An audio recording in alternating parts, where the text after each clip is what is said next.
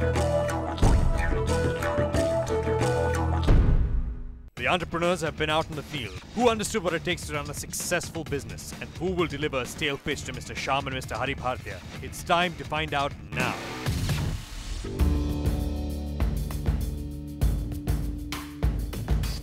Welcome, welcome, welcome. 3 welcomes for the 3 of you. I have a small announcement to make before you make your presentations one by one. Even though one of you might be eliminated, we have today an introduction. We have what is known as a Chroma Fair Play Award. One of you stand to win a laptop from Chroma. As you may have noticed, Shreyas and Valerie and Abhinav, there are 2 chairs over there. So while one of you make your presentation over here, 2 of you will be witnessing that presentation. And you'll be making notes if you want about your friend's presentation, whether they did a good job or they didn't do a great job, and criticize or applaud if you wish. I'd like to ask you which one of you would like to go first. No. Take a call. You like to go first? Good.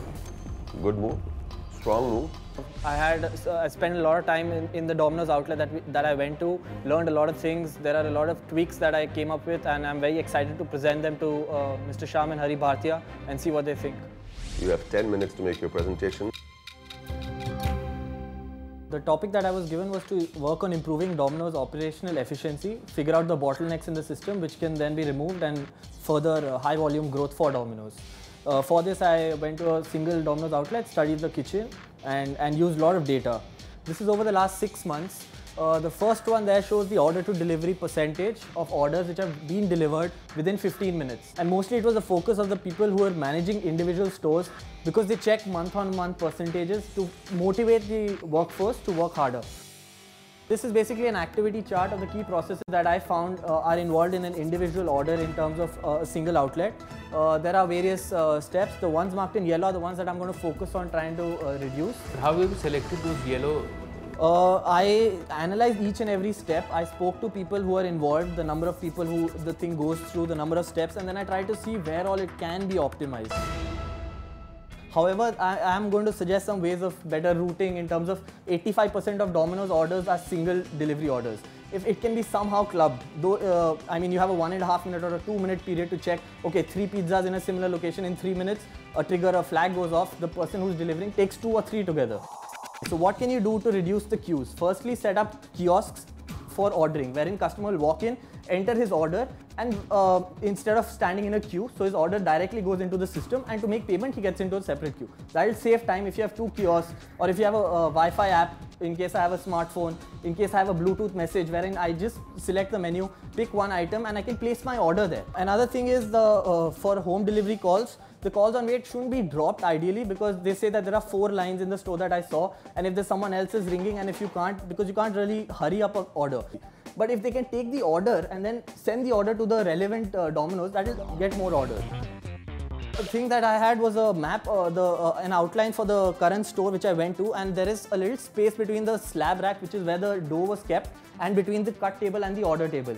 In that space, if you could have a second slab table where the pizzas are needed, where the dough is beaten for the hand-tossed pizza, then you could have 2 of those guys working together, because that's a major roadblock, because this takes time to beat the hand-tossed pizza down.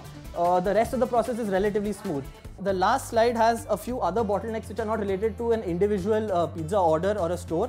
This is when a supply truck comes in, and with 2 delivery guys, it will be much better because these guys don't come. So the people from the store have to stop their people and send them out.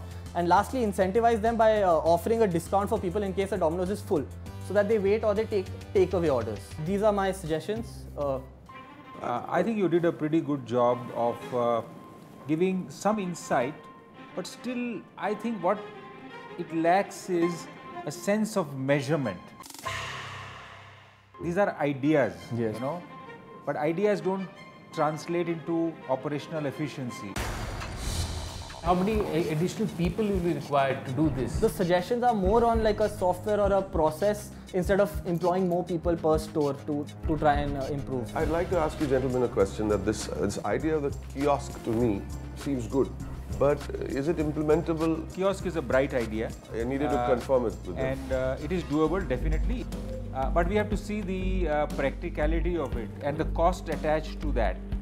But I think there are other ways that you can reduce the call waiting by efficient order taking, and during the rush hour at least having more people to take the order. Thank you very much. The presentation went okay. I put forward all my ideas. They wanted a few more numbers in terms of how much money and how much time will they actually save. But I just put forward some ideas. They liked one or two ideas and it went okay. I'm very excited about today's presentation. I feel very confident.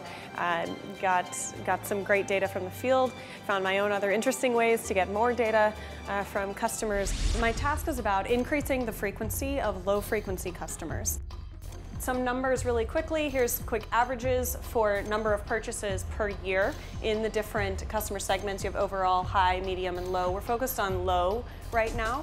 They sort of fall in line to your breakdown of customers. Most are less frequent customers. See, when you say how often they dine out or they dine in? They eat pizza at all.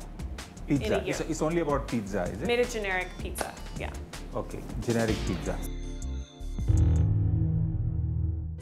Most of these were less frequent, so less than 4 times a year, but most of them are very social about their behaviors. So they're dining with friends, and they're often going out. So I think this is the sweet spot where Domino's actually can convert these people into home delivery orders, which is Domino's real core strength in, Kushiyonki home delivery.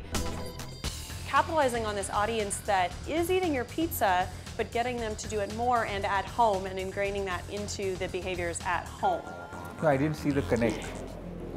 You said most of the time people eat when they are with friends. So how do we increase frequency there?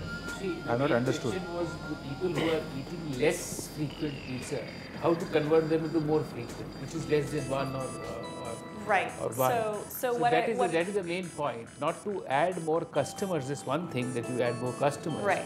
But how to increase the frequency of the existing customers. Exactly. That is the... Okay, we want to increase frequency of low customers. So what is it about them? They're very social. They go out, they eat in the restaurant, they dine with friends. So let's tap into those behaviors and drive those into more frequent consumption. One thing is, how do we track these people? We have very good tracking. So let's capture their mobile numbers in a very simple and low-cost way in the restaurants. And you get the customer to simply dial it, or give it a missed call or zip dial it. That collects that user's mobile number and ties that number to the order. This works both in the restaurant as well as at home delivery. If we are delivering the pizza at home, we already have their number. We already have their number. So they don't need to dial anything. Some interesting things with social networking. When people use the mobile, that can automatically populate into other areas. You have a very strong Facebook presence, for example. So let's get your users contributing to that even more. Every time they vote for their favorite flavor, for example, have it post immediately to Twitter or Facebook. And these are simple things that can be integrated with mobile solutions such as the one my company offers. Gentlemen? The presentation was good and some of the ideas are good, but it lacked to some extent the basic question, how to increase the frequency from the existing customers. It is not new customers, you can always add new customers, there are various ways of adding new customers. If I may just disagree. I actually was focusing on existing customers. These are people who are coming once, twice, maybe 3 times a year. They're usually dining in the restaurant, they're dining with friends. But you're not tracking them right now. Yes, you're right. We can collect more data from people who come in for dine-in kind of situation. While they are taking the order, we can ask for their mobile numbers. But sometimes it becomes very tough. People who want to come and eat in, they don't want to share their mobile number. You ask them. You have missed out the largest part of the customers who eat very low frequency, maybe once a year. We already have their data. Now what do we do with them? How do we increase their consumption? 50% of roughly 50% of your business is in restaurant versus home delivery. No, more. Actually, home delivery is almost 70%. Okay, the numbers I was given was that about 50-50. I'm talking to people who are dining in, once a week, yet the numbers are low. See, the single frequency, 55%. That is a low frequency. Right, exactly. Which is who I was really focusing on. But I probably should, could have maybe given 15 minutes instead of 10, presented the ideas in a more clear way. But I absolutely was focused on the low consumption customers rather than new customers. Thank you, Valerie. Thank you. Thank you. I really think the ideas I presented are great. Well, I didn't communicate them well enough in some cases, so I had to go back again and kind of reiterate certain things I said. But I think the ideas are very strong, and I definitely plan to follow up with Domino's after and try to help implement some of those. Good afternoon, gentlemen. I'm going to be presenting a roadmap to increase or build the home delivery business in Tier 2 cities. We need to start with a lot more micro-marketing and local activations. If you look at the consumer profile in a Tier 2 city, in the mornings he eats with his family, in the evenings he eats with his family.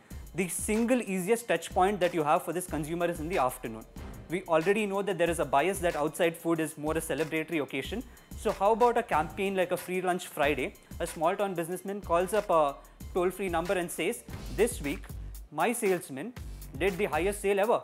They deserve a free Domino's lunch. So Domino's goes and delivers the pizza to the store. And make this into a mass campaign. So what you're essentially doing is, for any celebratory occasion in the office, in the workplace, you're making Domino's synonymous with that. First you get into their office, it's just a matter of time before you get into their houses. And that's the easiest touch point. Moving ahead, the second observation that we made was it's not about frequency in these markets. It's a very, very low penetration markets. A lot of people have not even tried the pizza or pasta category. So what do? You need to do certain prudent investments in sampling. So you go into colleges, you do a lot more sampling at colleges. You look at few hotspots in the cities and see if you can set up a live kitchen and get more trials into the overall pizza and pasta category. One direct link that we need to start tapping is that if there are about 80% revenues coming in from dine-in customers, let's start incentivizing them, giving them discount coupons which is valid only on home deliveries. Give them small discounts, make them go back home and reorder it. So you're capitalizing on people who are already coming into the store. In a small town situation, in a Tier 2 city, when people order home deliveries, it's usually with a larger consumer group in mind. He either eats it with his entire family or a larger friend group. If the bill value is far higher, this to me throws open opportunities for combo packing, value packs and so on and so forth. The 39 rupee pack worked brilliantly in Tier 2 cities. Why did it work brilliantly? Because for a larger order, ordering 4 small pizzas, you're giving them a very good value proposition. So explore more value proposition along those same lines. I think you have come out with some insightful ideas, and some of that will work. I'm sure some of them will work. Good. Great. Thank you so much, Jen. Wonderful. I think the presentation went well. Today's judging was extremely fair. Shreyas was home delivery. Abhinav was the operations. And Valerie was frequency.